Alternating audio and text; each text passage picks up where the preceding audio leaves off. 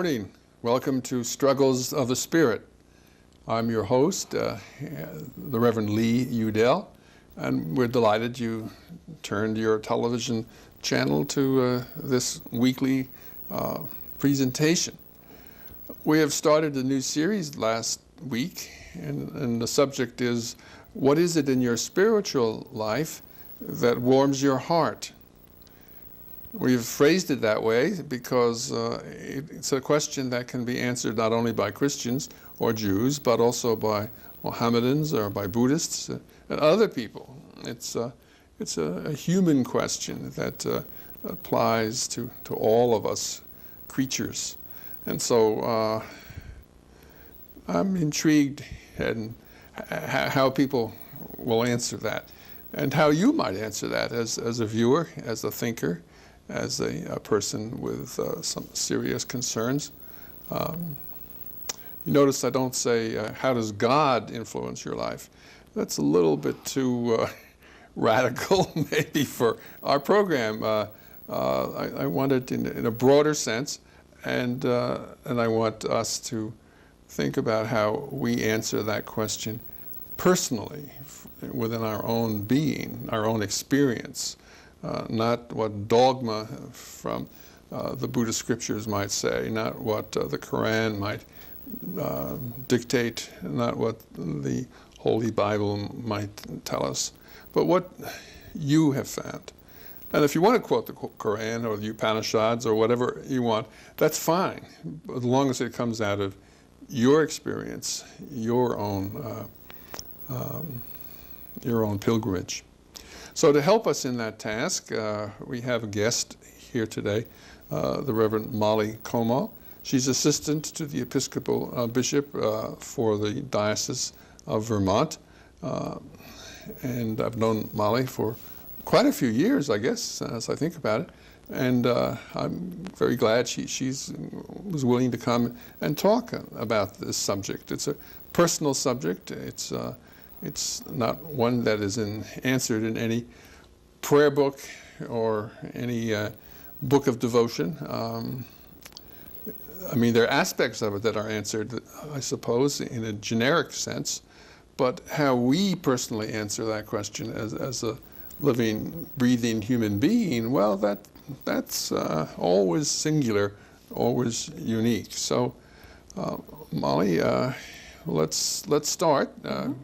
I'm glad you're here. Thanks. Tell us how, wherever you want to begin, what was your reaction when you said, yes, I'll be on the air and do that? Did you say, but that question, Lee, or were you delighted with it, or where did you go with it in your thinking, in your reaction? I went on a few days off with it. Well, that's a good thing to do. It was nice because I got to sort of mull the question in a relaxed frame of mind with my family and enjoying the outdoors. And it was a lovely weekend, and I think I found it more helpful to have such a broad question, such an open question, rather than something that was perhaps specifically Christian or specifically Episcopal. Because one of the things that I think I would say as a foundation is that I see myself as, first of all, a child of God, and secondly, as a Christian, and thirdly, as someone who finds the Episcopal Church to be a place where my Christianity can best be lived out. That's interesting to put it those ways. First, if I may repeat, sure. First, a child of God, secondly, a Christian, and then thirdly, as an Episcopalian. Yes, that's right. Did you have any trouble coming up with that list of priorities? No, I don't think so. I think it's probably a different order than I would have given perhaps 10 years ago, and almost certainly 20 years ago. But as I'm approaching middle age, as I am middle-aged, I think that my perspective is getting more, not worldly, but my worldview is expanding. and I'm seeing things in a broader context than I have previously. And it's about 20 years, I think, perhaps a bit more than that you and I have known each other. So we've probably seen some changes in each other over the course for sure. of that time. I would hope so. Yeah, I would be disappointed myself if I hadn't changed over 20 years. Sometimes people are unhappy about the way life brings changes, but I'm not necessarily unhappy. I'm kind of glad. So am I. There's always more to learn. Right. I don't have it all, even though I'm an ordained priest and you're an ordained priest. We don't have it all. That's the truth. So I guess I don't want to put you on the spot, but I sort of also ask, existentially, in terms of your own existence, your own life, your own experience, has there been anything that has happened to you personally that has made those categories real? Certainly. Maybe starting from what I would perceive as the beginning, and then coming to the most recent. I have, for most of my life, been aware that I was really cherished. And that's a great gift and blessing from my family. And I think it was a natural connection.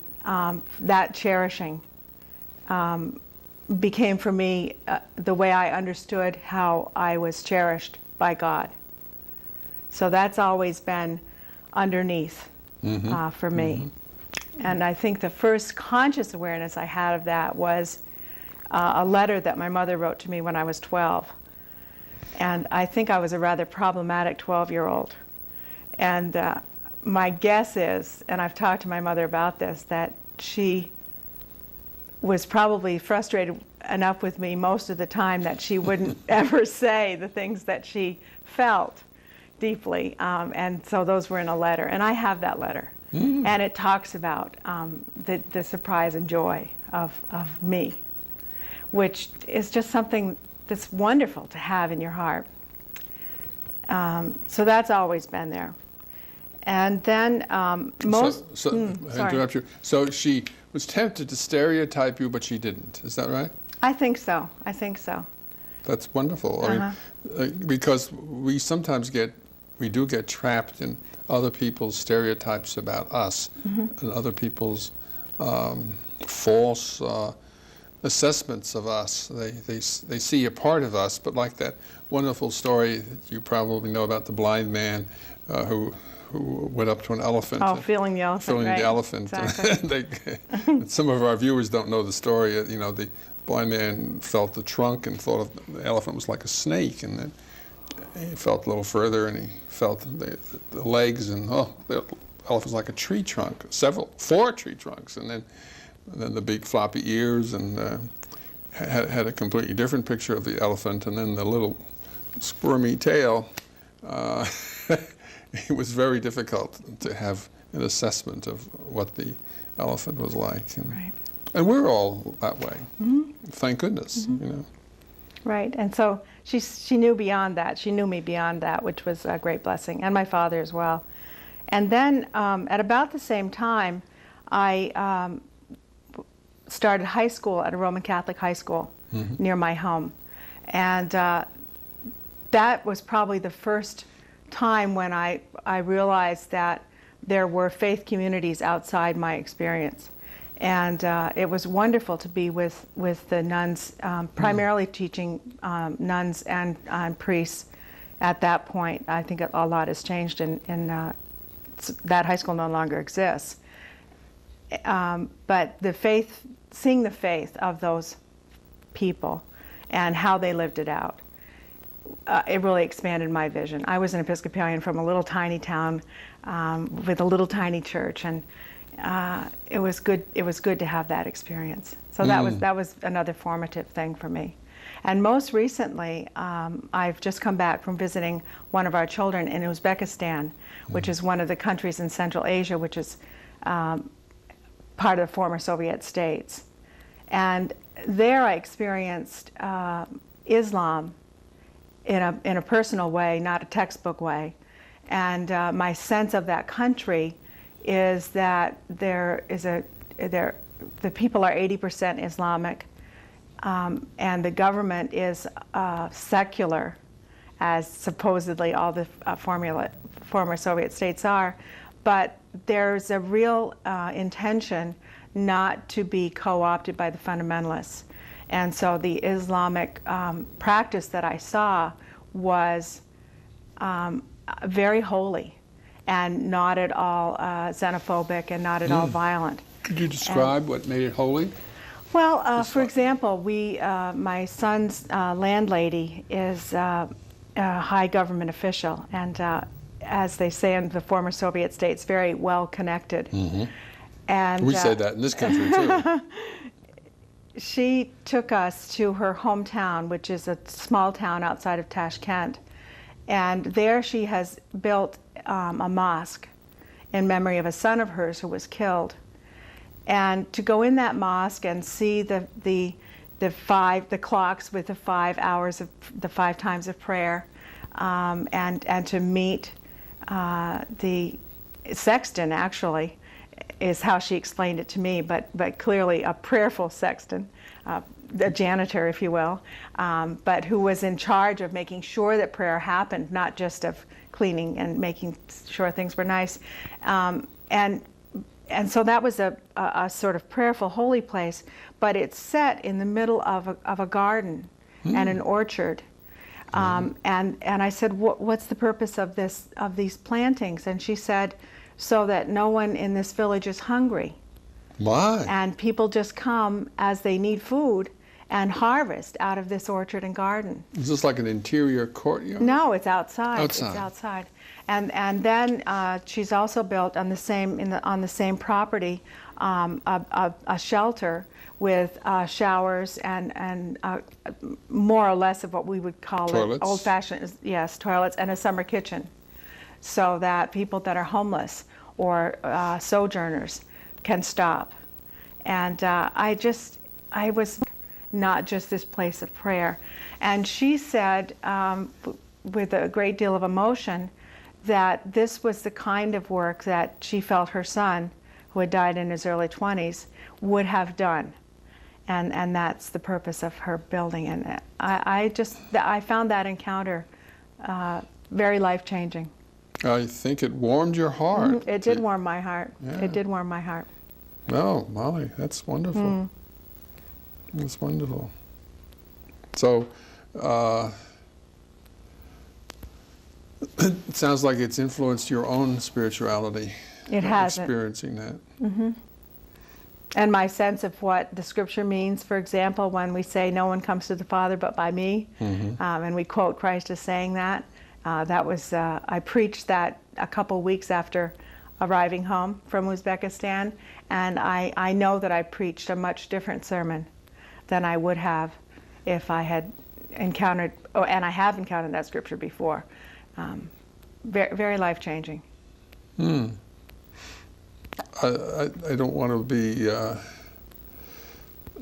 narrowly theological, but maybe just briefly, could you explain for some of our viewers, particularly people who might not have that wide view, how someone who is like this wonderful woman who is not a Christian, how is it she might enter the Father's love, even though she doesn't know in any Christian sense the Son?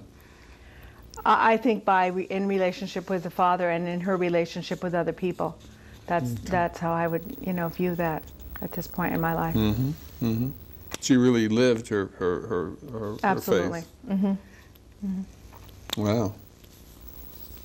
We also were doing some sort of regular tourist things, and one of the places we went into was the main madrasa, which is the high schools of Islam in Tashkent, and it was presented to me as more or less of like our diocesan office. where the paper gets passed around of an institution. And the library of that madrasa is exquisitely beautiful. And beauty always warms my heart. But while we were in the library, the caretaker came over to us, and our guide said, it would be nice if you, there's no charge, but it would be nice if you'd give him a donation. So my daughter-in-law gave him 500 soom, which is about $1, which I took to be incredibly cheap. Low. Low. Seemed to me a very, very small amount of money. It seemed to him apparently an enormous amount of money. And we also began to talk with him, and my daughter-in-law speaks Russian, so that we were able to really have a conversation. And before we knew it, we were heading down a narrow hallway into clearly a not public area. And our guide got all flustered, and she said, I think you're going to the vault. And we didn't have any idea what that meant. But certainly we then got to a door which had the great old wheeled, locked combination door on it, and he opened it, and in we went, and we were in the presence of one of the 5 oldest Qurans in the world. My goodness. And real sacred scripture. Very sacred space. And I could feel that. Like the Gutenberg Bible. Exactly. You know. And this particular copy had been in St. Petersburg for several decades and had just, as the guide said, come home. Did he open It was open something? in a glass. Was it a scroll? No, a huge book.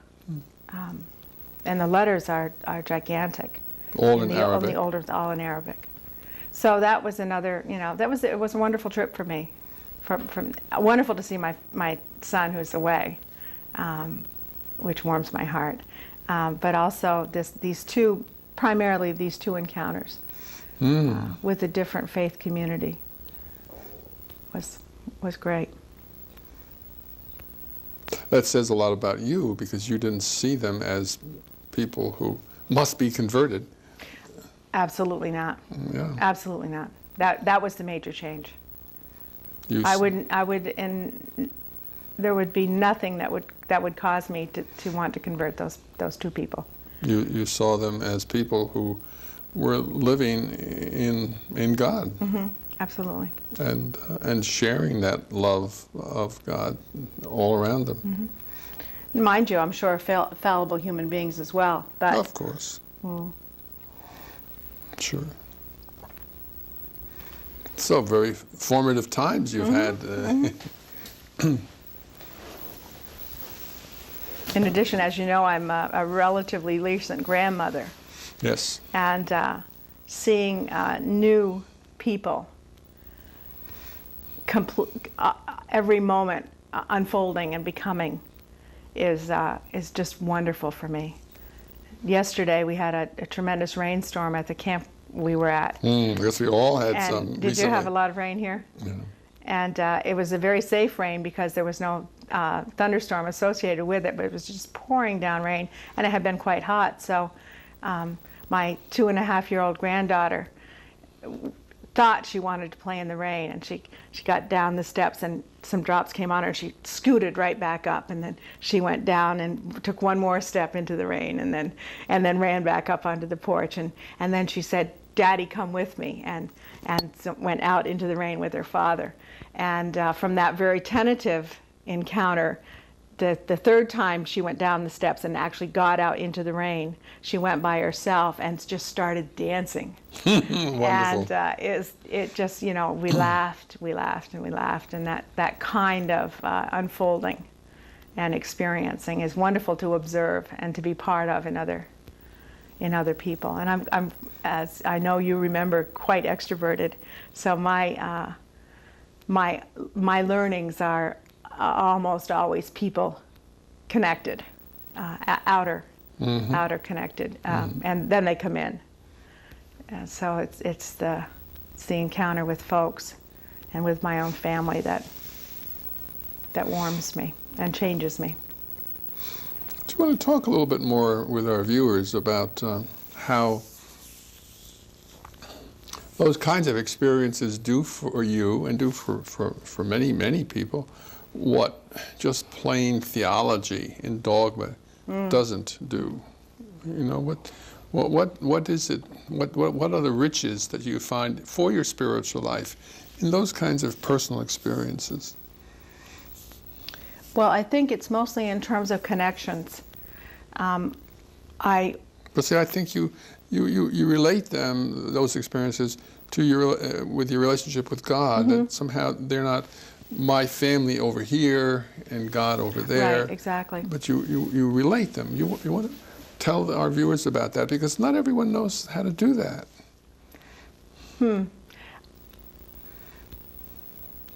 It's for me, it's such a natural connection that it's hard for me to say how it happens. Well, it flows for you. It flows, and it flows from the encounters, and then I guess probably in reflecting on the encounters is where I'm the most aware that it's a God connection, and that it's connected deeply to myself as a spiritual being.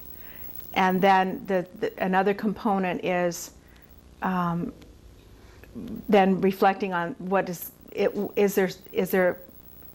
are there things in Scripture which connect as well, and in theological texts. I don't have I don't experience the spiritual life from textbooks, but I find that I will read something after something has happened and find it reflected there and expressed by someone else, and then it becomes more universal for me, as well as what it already was, which was personal. And I think that's really the way the connection happens for me. I was trying to think of some historical experience of Jesus mentioned in the New Testament that would illustrate that. I mean, one obvious one, I guess, is where there were some children wanting to get to Jesus and to hug him and to talk to him, and the disciples, Jesus' followers, tried to keep them away because they couldn't understand all of these profound things that Jesus was saying, and Jesus protested and said to his followers, unless you become like this child, you have no part in me, and no part in the life of your Heavenly Father. And I guess that would be an example. I think so, definitely. And I think the other thing that, for me in that story, is that Jesus is inviting the childlike, but also in a sense, chaotic. When we encounter a child, we don't know what is going to come out of that encounter. No, we don't.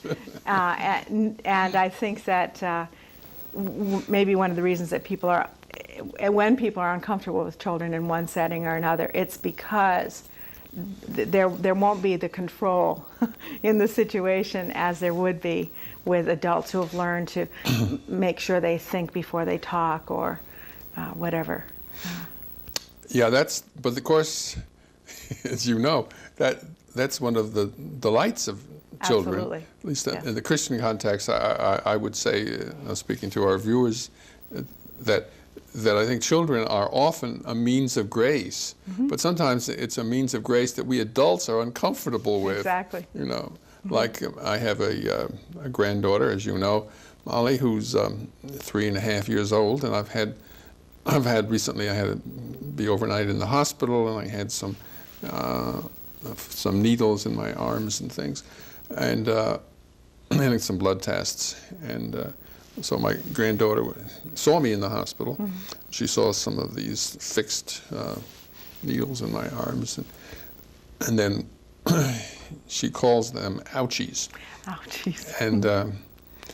and that's a term for if she has a scrape on her knee or anything that isn't quite right. And so she was out, to our home a few days later, and she came up to me and she just sort of took my hand and just carefully examined my arm, and then the same with this other arm, and she said, "Grandpapa, how are your ouchies?" Exactly. And so she puts her finger on. Absolutely. On my ouchies, and I would say they're a lot larger than just those wounds on my skin. But she didn't know that, but she was getting into that. Exactly, and she didn't need to know what page in the prayer book the rite of healing was or anything of the sort. She just knew that she could touch her grandfather's arms and with great concern and love and pain within herself to see those ouchies on my skin. And I mean, that's a real gift. A graceful moment. A grace-filled moment, yeah. And it doesn't, you don't have to be in front of a priest with a stole and exactly. an vestment to receive God's grace. And God's grace is everywhere. That's right. If we have the eyes to see and the ears to hear, which that's quote, dear viewers, is not mine. But anyway, so you're bringing us to a different way of thinking about what warms your heart.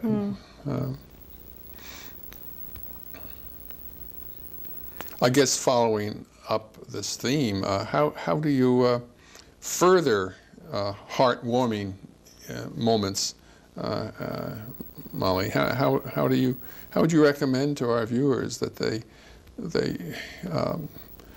not stumble over difficult theology and dogma, but instead perceive God in their life in ways that their heart is warmed and that speaks to their core of their being? I think primarily I would hope that people would more and more live in the present moment. I think it's when we are either so preoccupied or burdened by the past or so worried about the future that we can't experience the moment that we're in, that we miss things. And I say to myself, as well as to others, that it's in the present moment. That I really believe God is a God of the present. And for of course, Christians and Jews, our God is a God of history, and that's important to us. But it's God acting in history in those present moments, all piled up together, that have brought us to where we are today. And God's in control of the future. So we really have nothing really to do with except these moments as we encounter them. And I think it's really difficult to live in the present. And I find if I'm on I get in my work mode, my meeting mode, and I'm always pressing. I've just barely ready for the next meeting, and just barely in the car in time, and driving and struggling. Am I going to be late? Am I going to be late? Is this darn construction going to hold me up, etc. And any time I get in that mood or mode, I am wasting time, because I'm going to get where I get when I get there. And all the fussing and complaining and mumbling in the world is not going to change any of it. No. So that it's something that I struggle with, and it's when I find that I am in the present that I really can continue to nurture my spiritual life. No, that's helpful. A dear friend of mine, sadly, has died and departed this life, Henry now, and he used to say that we all need, as he calls it, pools of grace. And he said, when you know you are at a pool of grace, at a a place, a refuge in the center of the desert where there are palm trees and fresh, clean, cool water, and you can relax and regain your equilibrium and let your heart be warmed by God. He said, when you leave that desert refuge, you don't have to necessarily in your heart give up what happened to you there. Right. That you can draw upon it for the rest of your life. You know, the strength, the cooling water, the peace, the safety of being there. You can recollect, and the power of that moment can still nurture you.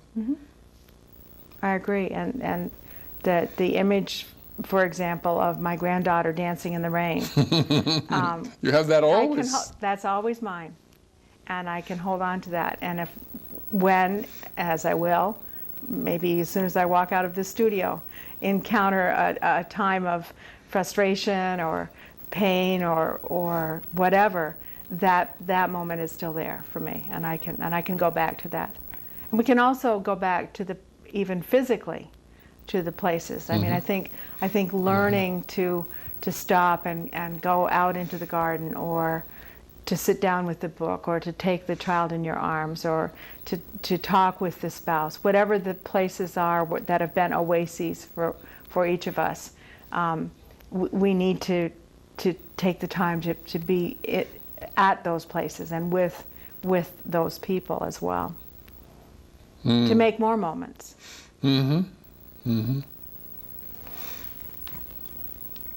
I think you would agree with me that everyone has moments like that.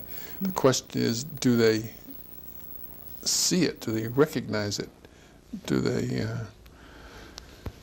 understand what they've been given? You know, or are they? I'm certain not always. It's just, oh, that's nice. Right. Yeah. Isn't that pretty? Or, yeah, isn't that cute? Well, in fact, I do have a colleague who really, almost every time we see each other, says, I just need a sign. I just need a sign. And what she wants is the earth opening, or a lightning bolt, or something that will be so remarkable that she can't miss it. And we talk about the fact that there may be things that are being missed while she's waiting for that. And I think maybe one of the reasons I relate to that most strongly is that as I was really trying to discern what God was calling me toward in terms of my life in the church, and whether I was called to be ordained a priest or not, and realizing that I was going to have to deal with the institutional church and prove that I was called to be a priest. Yes, we both remember that. I waited a long time to talk about it because I didn't have any lightning bolts. And I assumed that meant that God really wasn't calling me, that what I was feeling and hearing was something different. And perhaps God, but not God speaking strongly enough. And I never had a lightning bolt. But I've had this series of encounters of the sort that we've talked about today. And so when my colleague says that she needs this sign, I really relate to that, because I know the hunger for that to happen. And I don't think it happens very much. I think God speaks a lot more subtly. Certainly, we can see from Scripture and from other people's encounters that there is often a lightning bolt or an earthquake or whatever you want, however one wants to characterize this sort of cataclysmic event. But God's presence is more subtle than that most of the time, I believe, and for most people. Well, even I'm somewhat quoting New Testament scripture here, but even if there were something overwhelmingly historically shown to you, you wouldn't believe it anyway. Not necessarily, right. Oh, that's just an earthquake. That's a fault line. That's a this, that's a that. Yeah. Well, Jesus didn't rise from the dead. Exactly. And whatever. So we find, we humans, we find things that would shake up our interior certainties rather threatening. We don't really sometimes want to see any more clearly than we see now. We think we want to, but we don't really, probably. Right. Well, we might have to change. That's always difficult because we would. It's like it feels like being in a small canoe in the middle of a large sea and changing positions, going from the bow to the stern and the stern to the bow. As you know, if you've done canoeing, that's a tricky thing to do. Absolutely. You can capsize very easily. Very easily. And so there's a resistance within us to change our positions, change our role. What value are some of the religious practices like prayer or for Christians, Eucharist? I mean, prayer is universal. I mean, it's not just Christian, but Eucharist or for pilgrimages to Mecca if you're a Muslim, praying 5 times a day. What are those kinds of rituals do for someone to have their heart warmed? For me, they provide the time and the opportunity to reflect on what's happened in my exterior experience so that I can consciously give thanks for the rain, or the granddaughter, the experience in Uzbekistan. I can pray better about the world situation and the conflicts between Muslims and Jews, for example, in the Middle East because of my experience in Central Asia recently. I have a different understanding of the actual people involved, and therefore my prayer, my intercessory prayer, is different because of that. And in terms of the Eucharist, for me, the nurturing, the physical connection, nurturing in the Eucharist to the world, and the sort of very concreteness of the Eucharist for a person like me who experiences things very concretely, is all fits together, and it provides me with a place and a time to really have those connections be explicit, not just felt, but experienced explicitly. Well, that's a good response.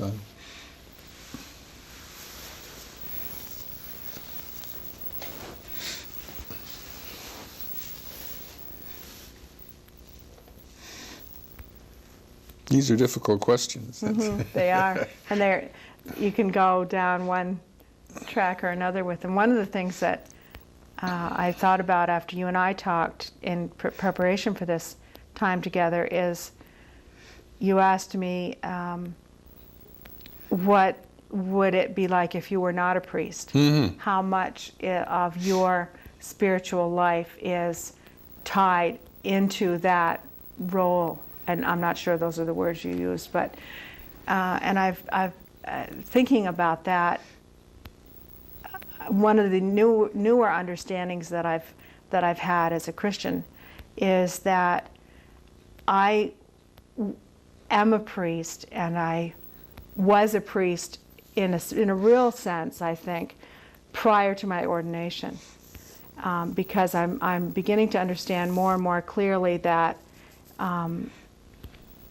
baptism as a Christian, for me particularly, has within it all of the priestly and diaconal serving ministries and the apostolic ministries, which I would call the ministries of oversight in the church, so that all baptized people are called to behave in ways of serving each other. All baptized people are called to act as reconcilers and nurturers in feeding each other, and all baptized people are called in some way to provide oversight in their lives. So while I would have, I've very strongly believed and believe that my call in the church is to priesthood, I hope that I would have continued to live out a call to reconcile and to nurture, even if the institutional church had not said, yes, Molly, we think you've heard correctly, and God is indeed calling you to this formal, ordained, ordered life of priesthood. I find I'm wearing my collar a lot less frequently. Clearly, I don't look like a priest not today. This morning. And I wear it a lot less frequently than I used to, and I think part of that is the understanding that I'm expressing, that priesthood is not for me about a collar. There are times and places where I wear it where it's fully appropriate, and every priest and deacon chooses their own sort of style of sure. formal or informal, and I'm a more informal person anyway. But so for me, in terms of my basic spirituality, the ordination is certainly part of it and important, and I've learned a lot as an ordained person. But the basic Molly as a priestly person already existed. Okay. By virtue of your baptism. Mm-hmm. And probably, to go even perhaps more radically, by virtue of my being made in the image and likeness of God, my being a child of God. Mm-hmm. Perhaps by virtue of your seeing you are a child of God. Is your consciousness an essential part of that, or the consciousness isn't important? No, because I think all human beings are that. Are children of God, and are created in the image and likeness of God. Our consciousness, if we're conscious of that, I think is a great gift. But I think that it was God's action in the first place, and we are that regardless of our consciousness. One of the things that I have begun to say is that we've talked a lot, especially in the Christian church, perhaps not so much recently, but in former times, about original sin, and how we're somehow disconnected from what God intended for the human race. But I believe that there is such a thing as original righteousness as well. That's an interesting term. And I probably stole it from someone, and I don't know who, so I'll just say that it's more than likely not my term. But nevertheless, go ahead and nevertheless, talk about what it. I mean by that is that that we are all created in the image and likeness of God, and certainly there are marks on all of us that prevent us from seeing that, prevent other people from seeing that in us, and prevent and nudge us constantly toward the original sin side of the equation. But that if we can always view each other as possessors of original righteousness, then it changes, I think, the way it certainly changes the way I view people. There's something I wanted to say. It just slipped my mind. Oh, yes. Along this line, again, my friend Henry now would often say that, with great feeling, he would say, each one of us is the beloved of God. And male, female, child, Exactly. adult, priest, layperson, and no differentiation. I believe that very, very fervently. Yeah. And he always expresses things profoundly. Henry Nouwen does, and I think he's absolutely on. Well, that was The mark on stressed that at his funeral, which I attended in Toronto, Canada, and I had to get back to my home by a flight to Montreal, and so I sat at the Toronto airport for a bit, waiting for my plane, and I looked around and at the people, and of course they were like anywhere. They were tall, short, thin, fat, old, young, whatever. And so I would, reflecting still about Henry's remarks, which were mentioned again at the funeral, I looked at this person that the world might consider ugly, and I said, that person is the beloved of God. Exactly. Ooh. I have to treat them with great respect. Absolutely. And there's no end to it, Right. Yeah, I mean, so you can't just write off the cranky anyone. person beside you, or No. you can't. no. That's right. It changes the whole framework of your view of life to take that position. And so that's been an important influence, as you know, in my life, that attitude. But, so it's interesting how it fits into With what we were saying. what warms your heart, and how you see God in those experiences. Let's see, it's about, well, it is time for our viewers to phone in.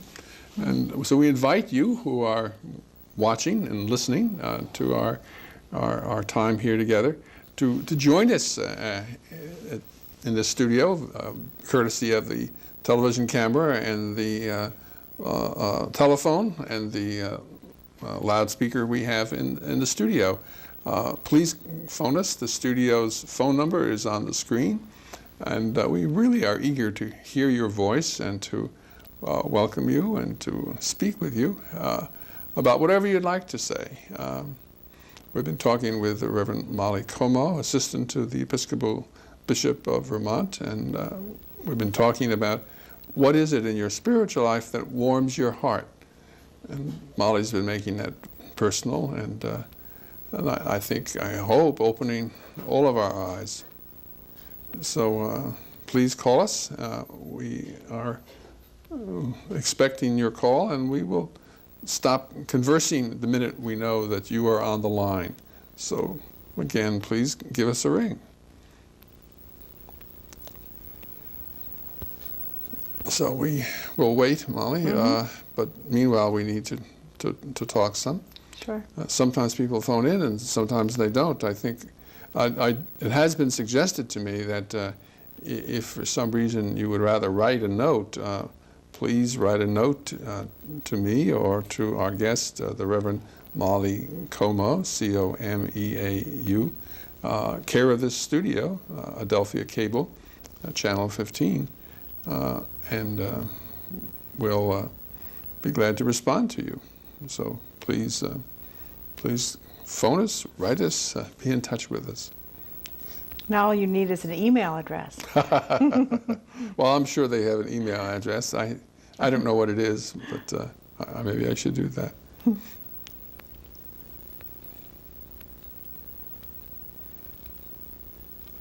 I picked this question about warming your heart because so often religion is thought of in terms of creedal statements. How do I separate the Methodist from the Baptist, from the Episcopalians, from the Roman Catholic, from the Greek Orthodox, from the Muslims, from the Mohammedans? And we're talking about what we don't believe, what separates us. And it leads to divisiveness and certainly not the love of God. And so my emphasis always is to talk about what binds us together and what do we share in common. Where is God in our lives, and how is God interacting with us, and how does God communicate with us? If God is just a theological concept, well then you can't communicate with a theological concept. That's for sure. It's a profound statement of some sort beyond our understanding. St. Thomas Aquinas, a famous Roman Catholic theologian, wrote extensively about God and theology. And at the very end, after he'd done all of his writing, he said, it's all straw. Mm-hmm. It's all no more valuable than a basket of straw, because it's only an attempt to communicate the Almighty. It is not the same as God, in God's holiness.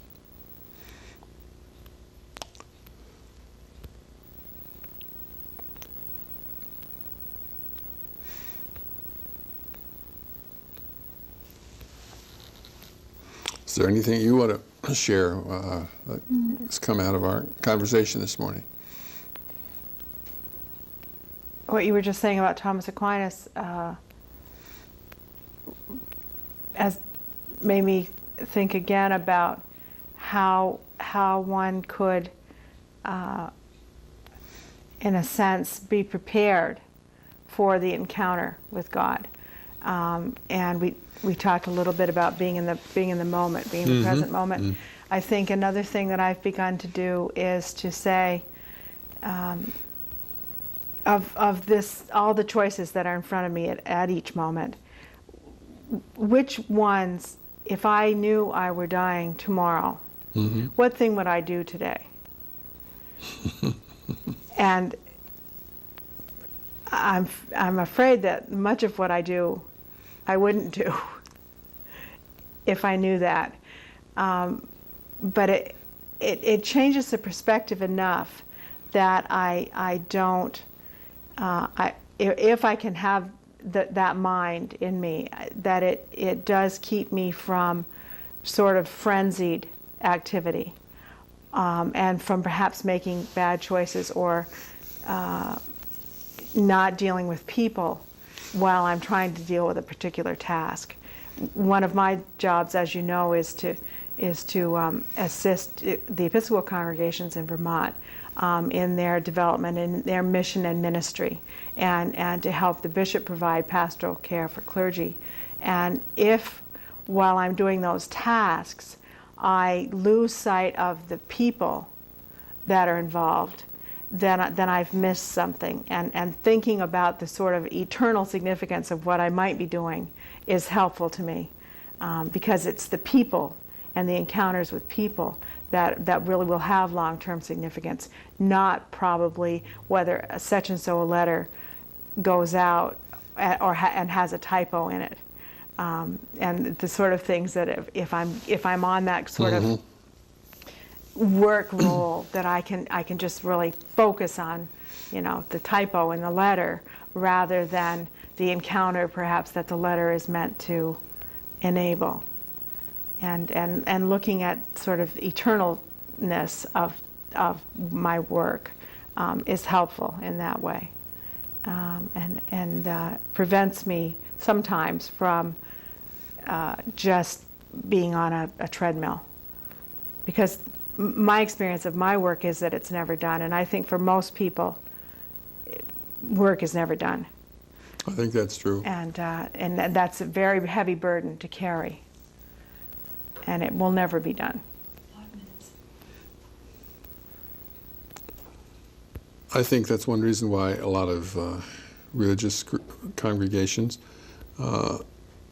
sometimes get lost in their priorities, and they want to create something they can see and touch, like a new building or mm-hmm. Or a large fundraising effort. Because they can say they have accomplished something. It's the need to point to something that has been the fruition of their efforts.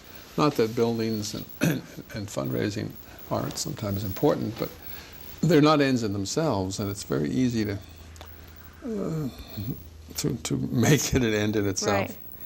Right. It's more visible, isn't it? Whereas really seeing the person with the grocery cart downtown, and for the first time in one's life, seeing that person as the child of God, the beloved of God, that's very hard to express. It's much easier to say, here's the church tower, here's the bell. But to really have had enough of a change in one's life that that person is different for you as a member of an Episcopal church, if it was a congregation of the Episcopal church to whom I was speaking. And if the tower reminds us of all those other encounters and of our search for the holy and our relationship with God, then grand and glorious. If it replaces the other, then I think that we're in pretty serious trouble. As a Episcopal priest who doesn't have a congregation, my congregation, as you know, for 24 years was the medical center. Right. And so I had a huge congregation, the largest of anyone in the whole state. We usually had like 17,000 people who were admitted each year, and something like, 50 or 60,000 outpatient visits. And technically speaking, they were all my responsibility. Right. Which obviously I could never even begin to meet. But now I don't have a piece of building to point to as my home base, and I do have an office on Church Street where I see people, but that's my own effort. I'm not hired to do that, and because my time frame is different. I sometimes, when I'm walking along the street, people will see my clericals and they'll hail me, and I don't know them, and so I will stop usually and talk a little bit, and it's amazing how people are seeking to know God in their own way, and somewhat alienated from all kinds of religious institutions, Muslim, Jewish, Episcopalian, Roman Catholic, and they're sort of searching but not ready to make any commitment anywhere, and but yet they're hungry to talk and talk about what might warm their heart, and so I find that a challenge, and to really deeply listen and respect them where they are in their present. And to know that their search has the same integrity as perhaps a more institutional search. Oh, sure. Sure. Absolutely. Molly, it's been good to have you today. I guess our time is up. It's going all too quickly. I wish I could have had a few phone calls for you, but we don't always have phone calls on the program. But letters, we still ask our viewers to write letters. Great. So thank you for being here. You're welcome. For your My pleasure. thoughts and your sharing. And, I may get some reactions from people, and I'll pass them on if I do. And I think you'll discover people will have watched the program and said to you, I saw you on television.